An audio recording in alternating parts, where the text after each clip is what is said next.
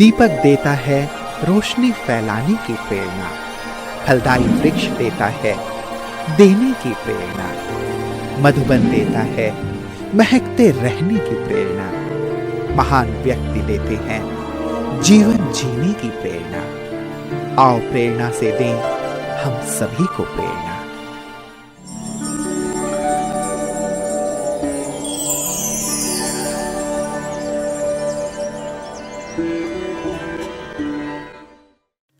गुजरात राज्य के मुख्य वाणिज्य शहरों में से एक है सूरत। सूरत डायमंड कटिंग और साड़ी उत्पादन के लिए प्रसिद्ध है। इस शहर को सिल्क सिटी और डायमंड सिटी भी कहा जाता है। प्रसिद्ध ताप्ती नदी के किनारे सूरत शहर विद्यमान है। सूरत रांदेर के ब्रह्मा कुमारी ईश्वरीय विश्वविद्यालय की मुख्य संचालिका हैं राजयोगिनी लीला दीदी जी। आपका जन्म 1967 में गुजरात राज्य के नवसारी में हुआ। बचपन से ही आप पढ़ाई एवं भक्ति में विशेष रुचि रखती थीं। आप स्नेही, सेवा भाव, परोपकारिता और मधुरता आदि दिव्य गुणों से भरपूर है। सत्य की खोज में आपको 1992 में नवसारी से ईश्वरीय ज्ञान की प्राप्ति हुई। आपने पहली बार 1993 में संस्था के मुख्यालय माउंट आबू में अव्यक्त बाप दादा से ईश्वरीय मिलन मनाया। परमात्मा प्रेरणा से 1994 से आपने अपना जीवन ईश्वरीय सेवाओं में समर्पित कर दिया। 1994 से 2002 तक सूरत अडाजन में अपनी सेवाएं दी और 2002 से रांदेर में रहकर स्थायी रूप से ईश्वरीय सेवाएं प्रदान कर रही है। जन जन को ईश्वरीय संदेश देते हुए आपने अनेकों कार्यक्रमों का सफल आयोजन किया। वर्तमान समय दीदी जी के नेतृत्व में 400 से भी अधिक विद्यार्थी ज्ञान योग से अपने जीवन को महान बना रहे हैं। ओम शांति। मेरा जन्म नवसारी जिला में कलमठा गांव में एक धार्मिक परिवार के यहाँ हुआ। मेरा पिताजी गांव का मुखिया था।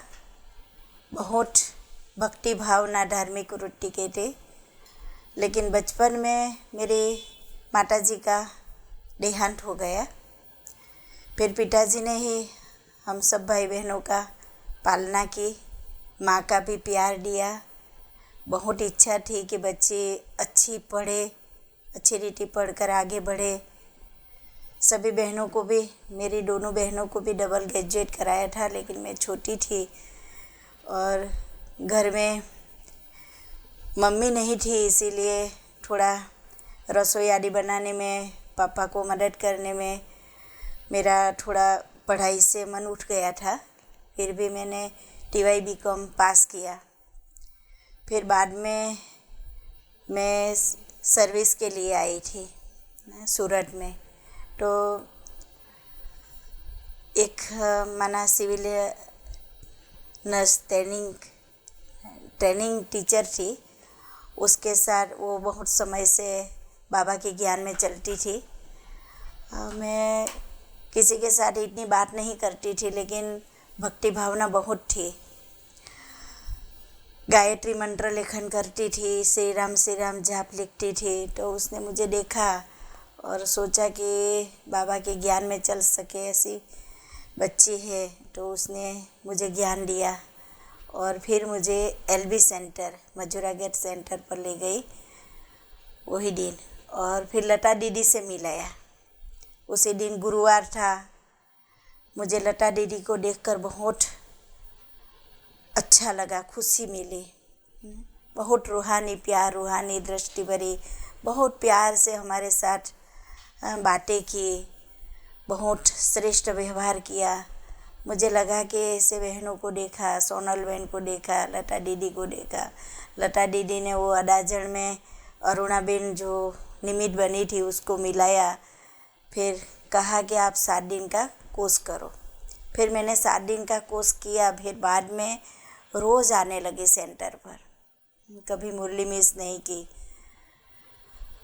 फिर मुझे 2 मास में ही, माना सर्विस के लिए आई थी, 2 मास में ही बाबा मिल गया, बाबा का परिचय मिल गया और बाबा के घर में रहने का भी चांस मिल गया। लेकिन घर में बंधन था। भाई पापा नहीं चाहते थे कि समर्पित हो, घर में रहकर जो भी करना है वो करो, क्योंकि वो अज्ञानी थे, जानते नहीं थे संस्था को, इसीलिए मना कर रहे थे। फिर बाद में मेरी रुचि देखकर, खुशी देखकर उसने रहने के लिए परमिशन दी। जब एलबी सेंटर पर गई, दीदी ने मुझे बाबा के कमरे में बिठाया तो मुझे यही लगा कि यही मेरा पिता है, जो भी है। बहुत शांति, पीसफुली अनुभव किया, बहनों का प्यार, उसको देखकर मुझे लगा कि मुझे यही जीवन बनाना है। लेकिन मुझे सेंटर पर समर्पित होना ऐसा नहीं था। हमारे लौकिक घर बड़ा था तो मुझे ऐसे लगता था कि वहाँ ही पाठशाला खोलकर चलाऊँगी, बाबा की सेवा करूँगी, ये मेरा विचार था। लेकिन पहली बार बाबा को मिलने के लिए गई मैं, तो मुझे दूसरी पांडव भवन में, ओम शांति भवन में आगे बैठने का चांस मिला। बाबा की दृष्टि पड़ी मेरे पर, तो मुझे ऐसा लगा कि ऐसा प्यार कौन कर सकता है, ये भगवान का ही प्यार है। भगवान के सिवाय और कोई ऐसा निस्वार्थ प्यार कोई नहीं कर सकता। तो प्यार इतना पावरफुल दृष्टि थी बाबा की कि मेरी आंखों से आंसू बहने लगा और मैंने मनोमन संकल्प कर लिया कि जीवन बनाना है तो मेरे को यही बनाना है, ईश्वरीय सेवा ही करनी है। तो फिर वहाँ से ही संकल्प कर लिया, लेकिन थोड़ा समय लगा मुझे, 1 साल जैसा। फिर मैं सेंटर पर रहने लगी और उसी दिन बाबा मिलन किया। उसी दिन ही रात को बाबा ने मुझे सपनों में दिखाया।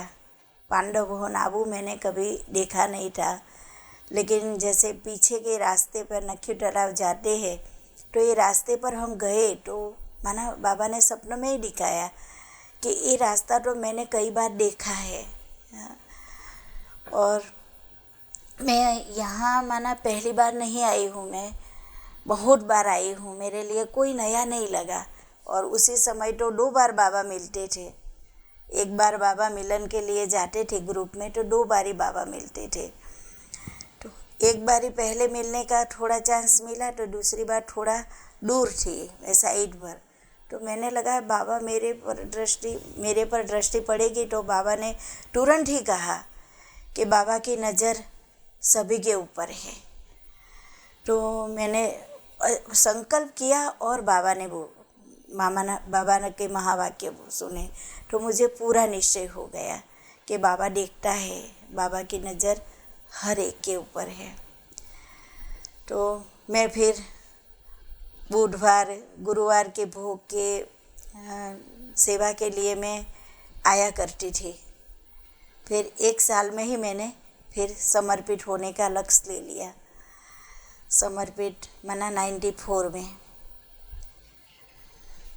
सेवा करते बहनों का भी बहुत प्यार मिला, बहुत अच्छे रीते हमने सेंटर पर भी बहनों ने सब कुछ सिखाया और तैयार किया। गांव में रहते थे तो बहुत सारी चीज़ें से दूर थे, लेकिन घर बहुत धार्मिक और ऊंचे संस्कार वाले थे, तो इतना मुझे कोई भी धारणा करने में मुझे कोई मुश्किल नहीं लगा, सहज ही लगा। कैसे छूट गया सब कुछ। जैसे भक्ति करते थे, मंत्र लेखन करते थे बहुत सारा, वो भी 7 दिन के कोर्स से ही सारा बंद हो गया। भक्ति पूरी हो गई हमारी। बाबा मिल गया, उसकी खुशी हर पल। और ये ब्रह्मा कुमारी लाइफ में जो भी परिस्थितियाँ आई उसमें भी मुझे कुछ माना हलचल में नहीं आई, कभी भी संशय बुद्धि नहीं बनी। बस बाबा का बने है तो बाबा का हाथ पकड़ कर ही रहना है, बाबा की ही सेवा करनी है। और बाबा ने बहुत सारा चांस दिया सेवा करने का। 10 साल माना मेन सेंटर पर अडाजन रहे, फिर रांडेर सेंटर माना सौंपा गया। आज 20 साल रांडेर सेंटर पर है, 30 साल हो गया हमारा ज्ञान मार्ग में चलने से। तो अलग हुए, फिर बाद में भी बाबा ने बहुत कुछ करवाया। हमको तो कुछ भी माना इतनी नॉलेज नहीं थी, लेकिन बाबा ने ही करवाया। अभी भी मुझे ये लगता है कि बाबा ही सब कुछ करा रहा है। बाबा के वरदानों से ही हम चल रहे हैं, बाबा की शक्ति से ही हम चल रहे हैं। ये बहुत भारी अनुभव करते हैं। जैसे हम किराए के मकान में रहते थे, तभी इतना पैसा भी नहीं था, 14 लाख बैंक में थे और ये 1 करोड़ का मकान लिया था। ये तो सबने कहा कि कैसे करेंगे, लेकिन मुझे बाबा पर पूरा विश्वास था। भाई बहन माना लता दीदी के बात तो सेंटर सब अलग हो गए, माना पहले सबके सहयोग से चलता था, फिर तो खुद अपना सेंटर ही माना सब कुछ करता है। किसी का सहयोग माना जो दीदी करवाती थी वैसा नहीं रहा। फिर भी हमने हिम्मत की, तो फिर वो भी 1-2 मास में ही हमने माना ये 1 करोड़ का मकान लिया। और फिर अभी ये 2.5 करोड़ का मकान अभी ले रहे हैं और बना रहे हैं। उसमें भी पूरा बाबा का ही सहयोग है। पहले तो बैलेंस नहीं होती है, लेकिन फिर बाबा करवाता है। हमने किसी के पास ऐसे माना युक्ति से भी नहीं मांगा है, सब अपने आप ही सब करते हैं। ऐसा तो और प्रोग्रामों में जो करते हैं तो उसमें भी बाबा की बहुत मदद मिलती है और कैसे हो जाता है प्रोग्राम। जैसे प्लेटिनियम जुबली मनाई तो सूरत में कोई ने माना सूरत सब जन में नहीं किया था, तो दीदी ने बोला, रंजन दीदी ने, कि सूरत में भी कोई सेंटर करे। तो हमने हिम्मत की और प्लेटिनियम जुबली का भी बहुत बड़ा ग्राउंड में प्रोग्राम किया। फिर एक शाम प्रभु के नाम पर वो भी बहुत बड़ा प्रोग्राम किया। माना उसमें ज़्यादा खर्चा भी होता है और भाई बहन की भी ज़्यादा आवश्यकता होती है। तो सबने माना अच्छी रीति खुशी खुशी से किया। जब से हम बाबा के बने तब से हमने ये ठान लिया कि बड़ों के साथ भी सच्चाई सफाई से चलना, अंदर बाहर एक होकर चलना, वफादारी से चलना, ईमानदारी से सेवा करनी, उसमें कहाँ भी झूठ नहीं बोलना और सब आत्माओं के प्रति रहम की भावना रखनी, किसी के प्रति भी नेगेटिविटी नहीं रखनी, किसी का अवगुण नहीं देखना। जो भी है, जैसे यहाँ कोई जिज्ञासु आते हैं या सब भाई बहन एक जैसे नहीं होते हैं, फिर भी हमने सबके प्रति एक समान दृष्टि रखते हैं, सबके प्रति एक जैसा ही भाव, सबके प्रति शुभ भावना रखते हैं। लता दीदी भी हमारे ऊपर बहुत माना विश्वास करती थी। जैसे हम कुछ भी बोले तो जैसे पत्थर पर लकीर जैसो माना वो सच मानती थी कि ये बहन सच्चाई से ही बताती है। तो विश्वास से उसका बहुत मदद मिली लता दीदी की भी, और सब बहनों ने भी बहुत अच्छी मदद की, क्योंकि पहले हिम्मत नहीं थी सेंटर पर रहने की, तो वो भी हिम्मत बहनों ने दिलाई और हमने अपना जीवन बनाया। दादियों का नेचर देखकर हमें माना जो भी आत्माएं जाती है दादी को देखते हैं स्टेज पर तो खुशी में आ जाती है। तो हमें भी जो दादी इतनी एज में इतनी बीमारी होते भी माना कैसे अलर्ट रहती है, पंक्चुअल रहती है, तो हमें भी माना अलर्ट रहना है, एवर रेडी रहना है। दादियाँ माना कितने सारे सेंटर, कितनी सारी बहनों को संभालते हुए भी कितने हल्के रहते हैं, बेफिक्र बादशाह रहते हैं।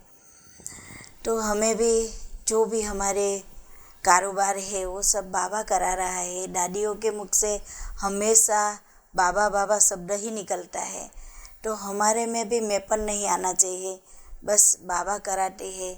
यही मैं माना अपने मन में यही रखती हूँ कि जो कराता है बाबा ही कराता है। कभी मैंने किया ये सेवा ऐसे मैंने कभी नहीं सोचा। अभी देखो मकान बन रहा है, फिर भी हमें ऐसा नहीं लगता है कि हमारा कोई नया मकान बन रहे, हम नया मकान में जाएंगे। नहीं, बाबा जब ले जाएंगे, बाबा बनाएंगे तभी ले जाएंगे। अभी भी ऐसा फीलिंग हमें नहीं आता है, माना मैपन नहीं है हमें, ये कर रहे हैं ये भी नहीं, करा रहे हैं बाबा। चला रहे बाबा, तो बाबा ही आता है हमारे मन में, जो दादियों के जीवन से हमें ये सीखा है। गुलजार दादी भी जैसे एकदम शांत गंभीर, वैसे हमें भी शांत स्वरूप बनना है, गंभीर बनना है। दादियों को देखा, दादी जानकी का जो बाबा से प्यार का जो नशा है, हमारा भी वो नशा कभी कम नहीं होना चाहिए। दुनिया जिसको ढूंढ रही है वो हमें मिला है, हमने ढूंढा है, अपना बनाया है, तो फिर वो नशा हमें कायम रखना है।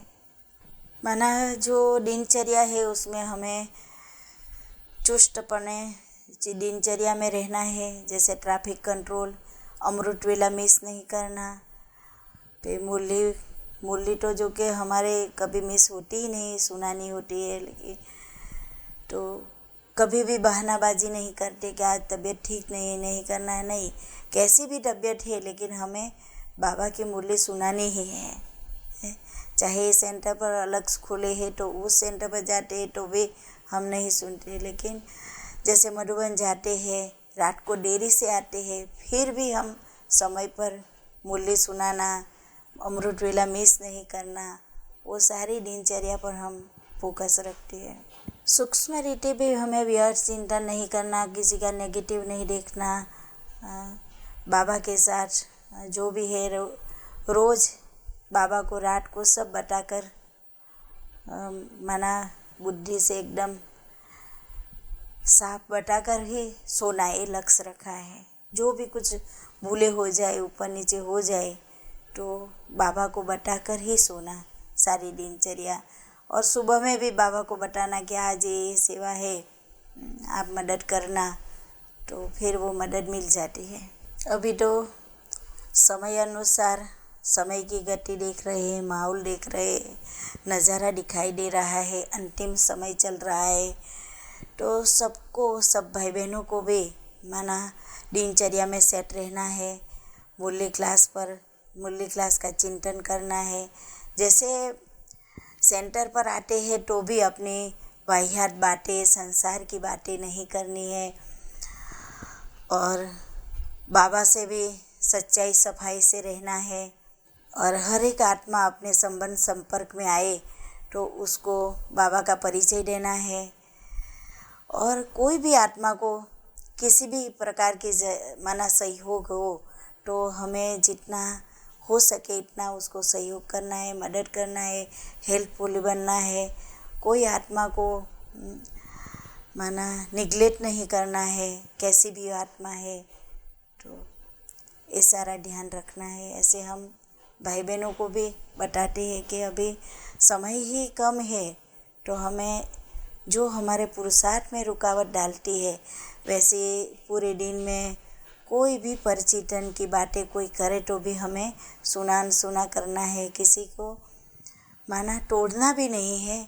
कोई बातें ऐसी बताए हमें लगती है कि ये बात ठीक नहीं है, लेकिन हमें उसको माना बदलना है, बातों को, ज्ञान की बातें उसको बतानी है और उसको भी सही रास्ते पर लाना है। इंटरेस्ट से सभी बातें नहीं सुननी है हमें।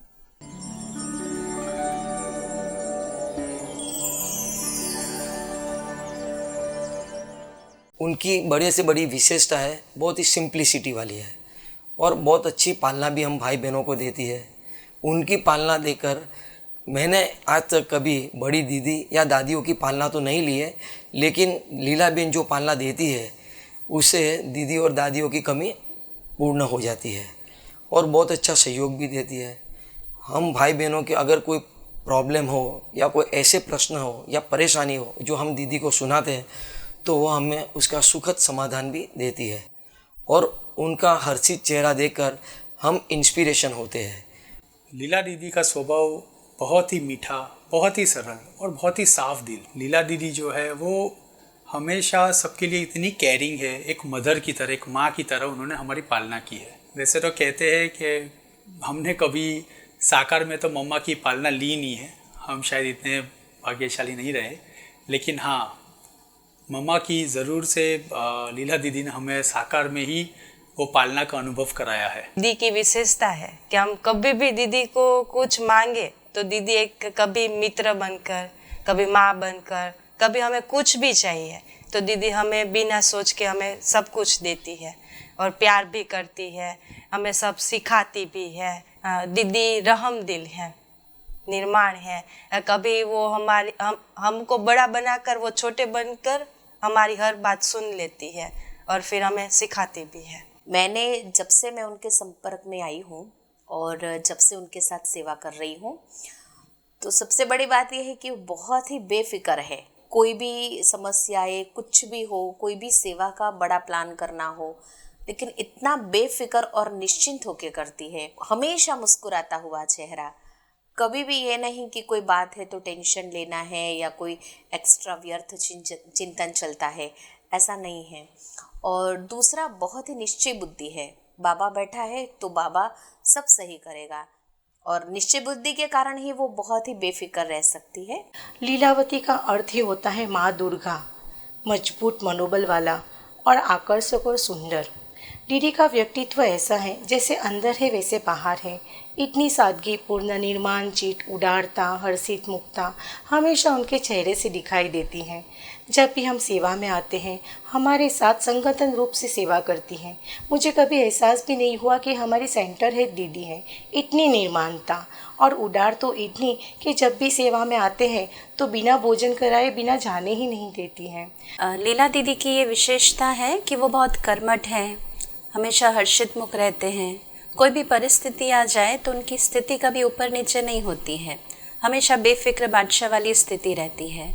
फिर जैसे हम जानकी दादी की विशेषताएं सुनते हैं कि जानकी दादी सोते ही उनको तुरंत नींद आ जाती है, तो ऐसे लीला दीदी भी जब सोते हैं हाथ में मुरली लेकर के तो उनको 1 मिनट में ही नींद आ जाती है। इससे मुझे दीदी के चेहरे से अपनेपन का अनुभव हुआ, वो ही शांति, धैर्यता और खुशी का अनुभव हुआ। ऐसा अनुभव मुझे ज़िंदगी में कभी भी नहीं हुआ था। दीदी की विशेषता है उनकी दिल बड़ी ही साफ और सच्ची है, अंदर बाहर एक है। किसी भी आत्मा के अवगुणों को, कमी कमजोरियों को देखते हुए भी कभी भी उनको अपने दिल पे नहीं रखती है और उनके प्रति उनका व्यवहार बदल नहीं जाता है। हर एक ब्राह्मण आत्मा के प्रति उनका व्यवहार एक जैसा रहता है, उनकी दृष्टि एक समान रहती है।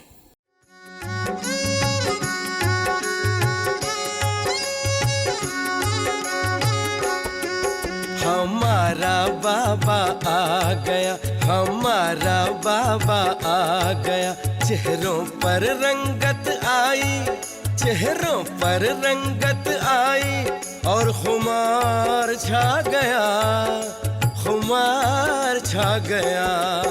हमारा बाबा आ गया, हमारा बाबा आ गया।